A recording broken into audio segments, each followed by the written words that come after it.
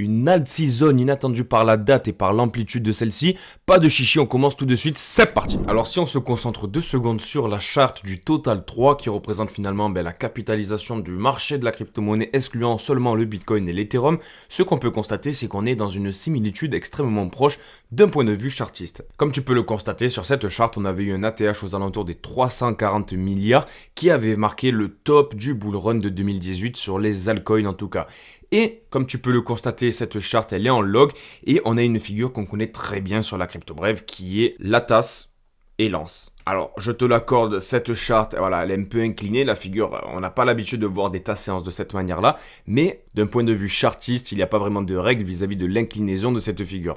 Bref, ce qu'on peut constater, c'est que du coup, à la mi-février 2020, on est venu retester ce support de cette tasse séance et on est venu percer vers le bas qui avait marqué finalement le crash Covid. Après quoi, on avait eu un espèce de rallye qui nous avait amené direction le prochain ATH de 2021.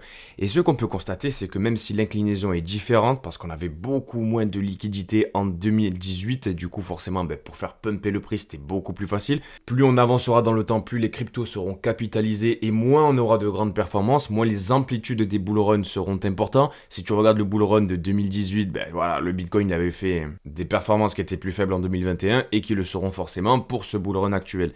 Toujours est-il qu'on a plus ou moins la même figure, c'est vraiment hyper similaire, mais à une chose près. À une chose près, c'est que sur cette charte qu'on a notre fameuse tasse, on a notre petite anse, on est venu percer vers le haut et là actuellement on est sur un retest. On est sur un retest de ce support de cette tasse et moi ça me rend hyper bullish parce que d'un point de vue chartiste, alors on a beau dire ce qu'on veut à court terme, mais si tu couples les convictions aux figures extrêmement long terme, là je te rappelle qu'on est à l'échelle weekly, donc à l'échelle semaine. Pour moi dans l'investissement ou dans le trading, c'est le genre d'analyse qui apporte les meilleurs résultats.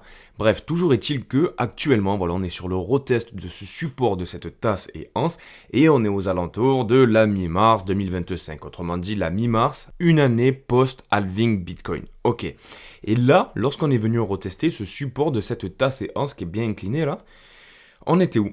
Eh bien, on était au 9 mars 2020. Donc on était au mois de mars, voilà, comme tu peux le voir, on a eu le bottom qui s'est réalisé entre le 2 mars et le 16 mars. Là, je suis en weekly, bon, voilà, l'important c'est qu'on était quand même en mars, mais on était en 2020. Autrement dit, l'année du halving, alors que là, on est un an plus tard que le halving.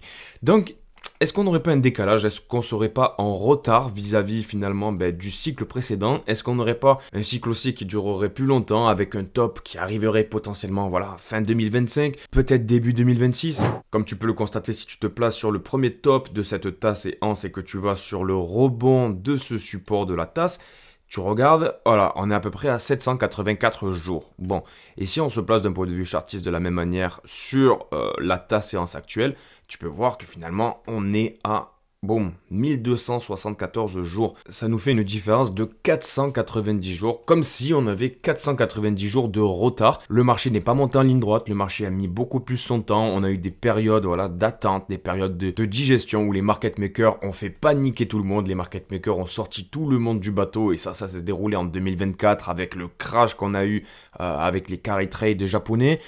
Maintenant, on a l'impression que on est en train de vivre le même scénario. Bon, on va en parler juste après avec le S&P 500.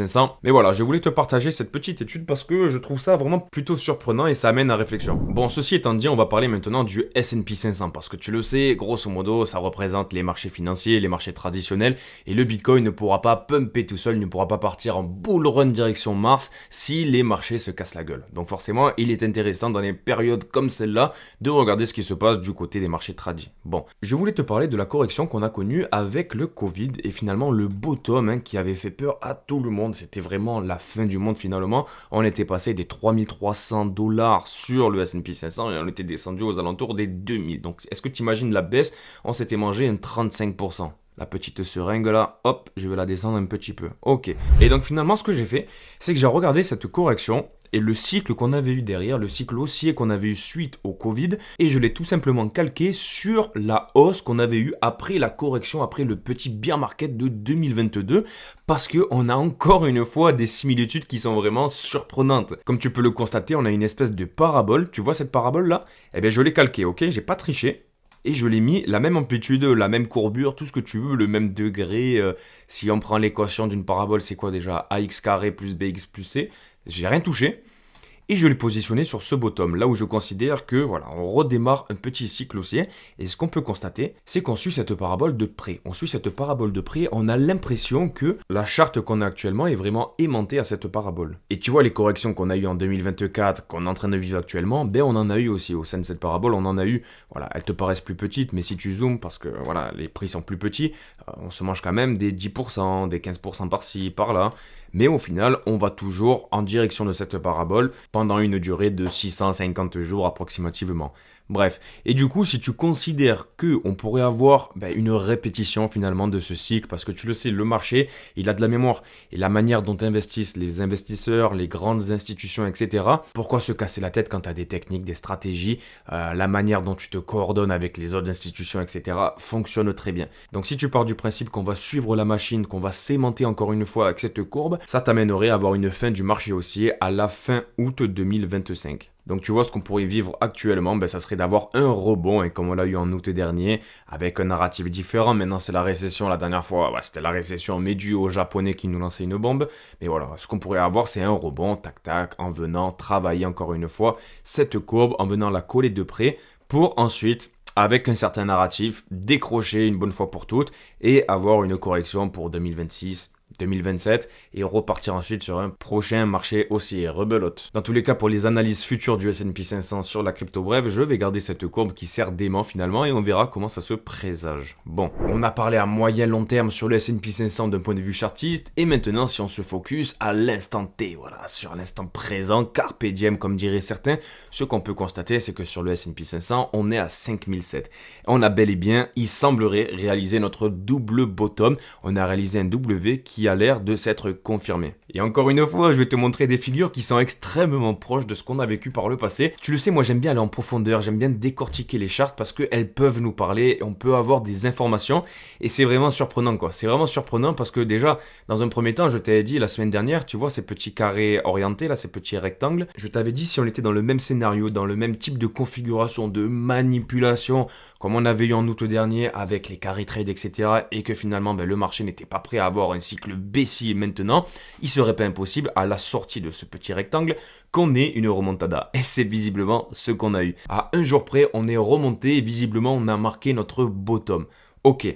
Toujours est-il, pour aller un petit peu plus loin, ce qu'on peut constater, c'est que lorsqu'on avait eu notre crash avec les Japonais, la bombe nucléaire, finalement, elle était tombée en août, le 2 août 2024. Ok. Et on était descendu en dessous du support de ce W. Et là, les gens avaient paniqué. Les gens avaient dit, putain, on a raté le support, les mecs, ça y est, on part en cycle baissier. Depuis le bottom de ce W, ça avait duré à peu près 17 jours. On avait eu 17 jours de hausse. Après quoi, on avait eu une correction qui nous avait amené au-dessus du support de ce W. Tout le monde attendait un retest de cette zone stratégique, cette petite trendline blanche qui n'avait pas été retestée, qui avait laissé pas mal de monde sur le côté, qui voulait rentrer encore à des meilleurs prix. Donc, si tu décides de répéter ce scénario, parce que finalement, voilà, tu n'es pas aveugle, hein, tu le vois comme moi, on a vraiment des ressemblances qui sont extrêmement fidèles, que ce soit à long terme ou comme à moyen terme, tu as vraiment l'impression que les mecs, vraiment, ils ont pas de gêne, quoi. Donc en considérant qu'on va avoir cette remontada qui semble bien être vérifiée actuellement, tu prends cette durée et tu pourrais constater qu'on pourrait avoir... Grosso modo, si on se place au bottom, ça pourrait nous faire une hausse de 21 jours. On pourrait avoir un pump, tu vois, qui nous amènerait au bout de 21 jours très proche de l'ancienne ATH, sans jamais le toucher, pour ensuite faire un dernier coup de panique et aller direction le support du dernier gros W qui était vraiment un support stratégique, cette zone blanche là, pour ensuite repartir et aller faire un dernier ATH, pourquoi pas. N'hésite pas à me dire en commentaire ce que tu penses de ces ressemblances, ça m'intéressera d'avoir ton avis mon gros. Toujours est-il que si on se focus maintenant sur le Bitcoin qui est le roi de la crypto-monnaie et qui a le lead de tout le marché de la crypto en général, si lui va bien, la crypto se porte bien, tu connais la chanson, ce qu'on peut constater c'est qu'on a l'impression que là aussi on a réalisé un double bottom et que la correction pourrait être terminée. Mais j'ai l'impression qu'on n'a pas autant de force que pour le S&P 500 que pour les marchés traditionnels, même si le pourcentage de hausse est plus grand que pour le S&P 500, avec la capitalisation et l'historique de Bitcoin, on devrait avoir une hausse qui devrait être plus grande, plus importante, plus puissante. Et ça, tu le vois bien avec le RSI qui est pas extrêmement puissant.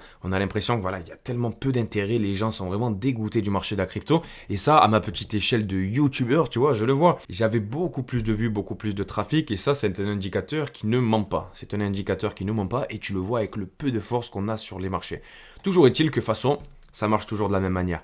Comment est-ce que tu attires des gens sur le Bitcoin? Comment tu les intéresses à la crypto-monnaie en général, à cette technologie qui, moi, me passionne personnellement? C'est avec des performances dans un premier temps. C'est avec des performances. Donc, tu vois, amener le Bitcoin de 84 000 à 90 000 dollars avec, pourquoi pas, ensuite un nouvel ATH aux alentours des 100 000 dollars, c'est la meilleure des publicités que tu puisses faire. Donc, dans tous les cas, sur le Bitcoin, ça bouge pas. Si on a le S&P 500 qui fonctionne bien, le Bitcoin devrait bien fonctionner lui aussi. On pourrait avoir une halte aux alentours des 86 000 pour ensuite aller chercher les 90 000 qui nous amènerait à regagner un peu de confiance et pourquoi pas aller faire un prochain ATH qui enclencherait potentiellement ce bull run qu'on attend avec impatience. Ensuite, on continue avec une nouvelle qui pourrait marquer finalement un enthousiasme sur les marchés qui pourrait être extrêmement bien perçu par les indices et par la crypto-monnaie mon gros. On a McDonald Trump et Vladimir Poutine qui prévoient une discussion pour aujourd'hui. Et ça, voilà, tu le sais, Donald Trump, il a envie de mettre fin à la guerre. Vladimir Poutine aussi. Ils ont parlé aussi de réduire par 2 les dépenses militaires. Si les négociations débouchent sur une armistice entre l'Ukraine et la Russie, ça pourrait vraiment être hyper bénéfique pour les marchés parce que voilà, déjà on pourrait gagner en confort, en confiance vis-à-vis du marché et de l'avenir. En plus de quoi, si on a moins d'argent à dépenser dans des armes, dans des bombes, etc., du coup ça ira dans la production, dans l'industrialisation et forcément, si les entreprises gagnent plus d'argent, si elles sont plus productives, les marchés souriront inévitablement. Ensuite, on continue avec un petit article qui parle d'atteindre les 126 000 dollars en juin pour le Bitcoin, ce que disent les analystes. Donc cet article, il est un peu putaclic parce que si tu le lis un petit peu plus en détail, tu peux voir que finalement, celui qui a réalisé l'article, il a écrit, il est un petit peu plus pessimiste que ce qu'il nous a écrit dans le titre. Et ça, moi, ça me va très bien. Ça me va très bien que les gens soient hyper pessimistes, que les gens fuient les réseaux sociaux, fuient ma chaîne YouTube aussi, parce que finalement, je suis investi dans les marchés. Et pour être complètement honnête avec toi, j'ai jamais vu autant de dégoût, jamais vu autant de désespoir dans le marché de la crypto, sur les réseaux sociaux, sur Twitter. Je passe énormément de temps sur Twitter pour chercher des informations, pour vous construire les vidéos, les mecs. T'as l'impression qu'il reste vraiment les anciens qui, eux, ont un mental de fer, un mental d'acier, qui ne lâchent rien, qui savent que Bitcoin a des valeurs, qui le suivent depuis, qui valait 3000 dollars, tu vois ce que je veux dire. Et on a les nouveaux, qui se prennent pour des grands influenceurs et qui te disent, on a un crash de marché, c'est terminé, patin, coup fin. Et en général, c'est dans ces moments-là qu'on marque un bottom de marché. Est-ce qu'entre temps, on va aller toucher notre ancien ATH aux alentours des 77 000 dollars? Est-ce qu'on va aller toucher les 70 000 pour encore plus dégoûter les investisseurs? C'est pas impossible. Mais dans tous les cas, les institutions et les market makers ont très bien travaillé. Et ça, on peut que leur tirer leur chapeau parce qu'ils nous ont fait vraiment extrêmement mal. Et ça se traduit bien par la Google Trend avec l'intérêt autour du mot Bitcoin. Et finalement, ça te donne des indices sur le sentiment de marché autour de la crypto-monnaie en général. Ce que tu peux constater, c'est qu'on était descendu aux alentours des 22, et actuellement on est à 24. En 2022, on était plus haut. En 2022, avec le crash FTX, le crash de Terra Luna, c'était complètement dramatique. Le Bitcoin était descendu à 15 000 dollars. Je pense que c'est très intéressant de regarder ça parce que si demain les marchés recommencent à pumper, que le Bitcoin fait encore un nouvel ATH, qu'on commence à faire des multiples sur les altcoins en général, tous les mecs vont revenir et cette Google Trend, elle va repartir à la hausse. On va avoir encore un nouveau pic. Donc tu vois, derrière les marchés, il ne faut pas sous-estimer la psychologie qu'il y a parce que c'est extrêmement puissant. Et ensuite, ce qui est intéressant, c'est que Nvidia réalise actuellement cette semaine une conférence sur l'intelligence artificielle. On va avoir énormément d'annonces qui vont être révélées et on a un sponsor qu'on aime bien sur la crypto brève qui est Akash Network. Il est sponsor officiel et je te rappelle que Akash est un projet dans le DePIN finalement, qui est dans le cloud computing, qui est utilisé par certains produits de Nvidia. Et ça, c'est plutôt bullish d'un point de vue fondamental. Akash Network, il n'a pas extrêmement bien performé ces derniers temps. Si tu regardes la charte, il a perdu énormément de capitalisation. Mais à un moment donné, lorsqu'on retrouvera encore de l'engagement autour du marché de la crypto et du narratif de l'intelligence artificielle qui est inévitable, à un moment donné, je pense que ça repartira et que les prix actuels sont toujours très intéressants, mon gros. Ensuite, la chère communauté de la crypto bref, je vous rappelle que j'ai réussi à avoir une petite loterie, un petit gain de 100 $. $100 à vous donner via ZoomX. Si tu t'inscris à ZoomX, ça prend 2 minutes, c'est un exchange qui est non KYC, donc grosso modo tu mets ton adresse mail, tu mets un pseudo, tu t'appelles Ricard du 13 et ça va pas plus loin, il te demande pas la longueur de ton tour de taille. Et ça c'est intéressant parce que tu le sais, les exchanges comme Binance, Coinbase, etc., je vous conseille tout le temps de sortir, ils sont régulés PSAN en Europe et ils veulent tuer l'anonymat, du moins la pseudonymat. Toujours est-il que je réaliserai le tirage au sort vendredi pour ceux qui ont participé, qui ont créé leur compte avec mon lien qui est en description de cette vidéo, donc n'hésite pas à t'inscrire. Il faut faire un dépôt à minima de $20 et ça te rend éligible à ce tirage au sort que je réaliserai. On va bouléguer ensemble comme au loto les mecs.